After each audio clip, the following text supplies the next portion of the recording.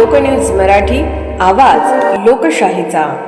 विटा शहरात आरोग्य सेवेचा विश्वासार्ह आधार आदिती मल्टी स्पेशालिटी हॉस्पिटल संचलित बंडगर हॉस्पिटल विटा, महात्मा फुले जन आरोग्य योजना, आयुष्यमान भारत व बांधकाम कामगार योजनेअंतर्गत शस्त्रक्रिया आणि उपचार पूर्णपणे मोफत, हाडांवरील सर्व प्रकारचे ऑपरेशन्स, वेदना निवारणासाठी ब्लॉक इंजेक्शन, डायलिसिस, मूतखड्यावरील सर्व प्रकारचे ऑपरेशन व उपचार, जनरल सर्जरी, अपेंडिक्स, हर्निया, मूळव्याधवरील ऑपरेशन व उपचार पूर्णपणे मोफत। सावरकर नगर, खानापूर रोड, विटा। संपर्क आपल्या स्क्रीनवर। जिल्हा परिषद शाळांचे विद्यार्थ्यांचे उज्ज्वल भविष्य घडवतात आणि विद्यार्थी घडवणे ही प्रत्येक शिक्षकाची नैतिक जबाबदारी आहे, असे प्रेरणादायी प्रतिपादन आमदार सुहास भैया बाबर यांनी केले।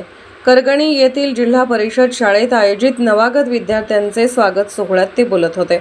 नवीन शैक्षणिक वर्षाच्या प्रारंभी इयत्ता पहिलीत प्रवेश घेतलेल्या विद्यार्थ्यांचे मोठ्या उत्साहात स्वागत करण्यात आले। शाळेच्या परिसर फुगे, रांगोळ्या आणि स्वागत फलकांनी सजवण्यात आल्या होत्या। चिमुकल्या विद्यार्थ्यांचे पुष्पगुच्छ देऊन आणि टाळ्यांच्या गजरात स्वागत करण्यात आले। यावेळी विद्यार्थ्यांच्या चेहऱ्यावर दिसणारा आनंद आणि पालकांचा उत्साह पाहण्यासारखा होता।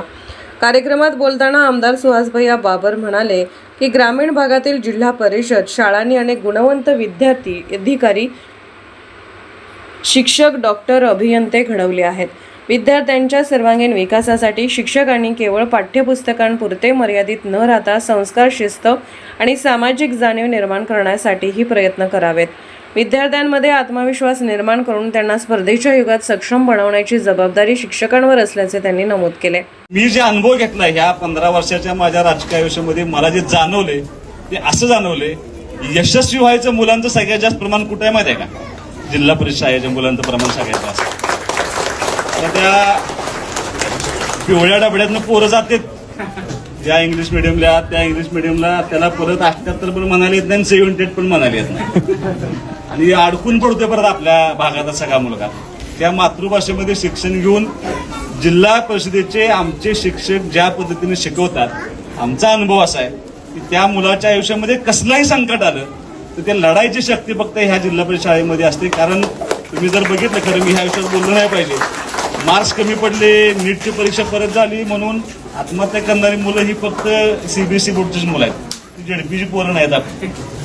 आणि तुम्ही दुसऱ्या बाजूला म्हणजे काही दिवसापूर्वी शेटपळ्यामध्ये एक कार्यक्रम झाला होता आणि त्या शेटपळे गावामध्ये एमपीएससी मार्फत PSI, तहसीलदार, प्रांत, DYSP अशी जी मुलं झाली होती, अशा 14 मुलांचा सत्कार ठेवला होता।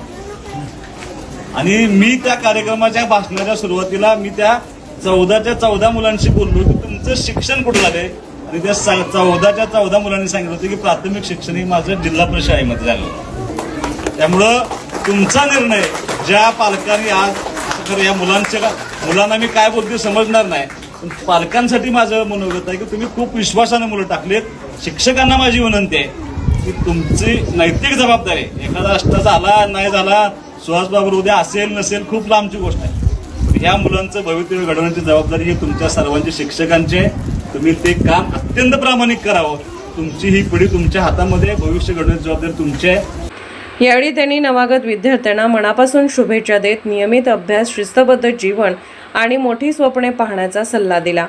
या स्वागत सोहळ्यामुळे विद्यार्थ्यांमध्ये शाळेबद्दल आत्मीयता निर्माण झाली असून नवीन शैक्षणिक वर्षाची सुरुवात उत्साहपूर्ण वातावरणात झाली।